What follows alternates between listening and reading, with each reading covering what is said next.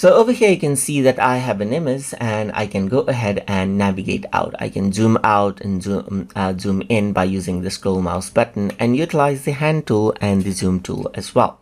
But if you want to get more control over navigation, then you can utilize something called the navigator. So to access it, you can go around onto Windows right here, just like this. And then what happens is that you get the navigator option right here. If I were to click on it, then you can see that this is what you have.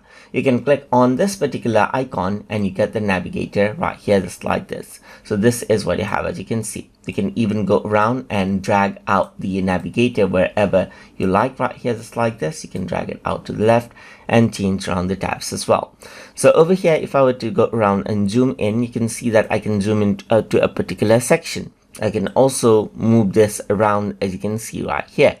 So I can go around, utilize the hand tool over here in the navigator to move it around. You can go around, zoom out and zoom in right here and then navigate. You can also change around the angle right here and rotate it around, as you can see right here, just like this on different angles. And that is how you can go around and navigate around in an image or your project inside of Photopea. So if you guys learned something, as always, please like, comment, share, and subscribe.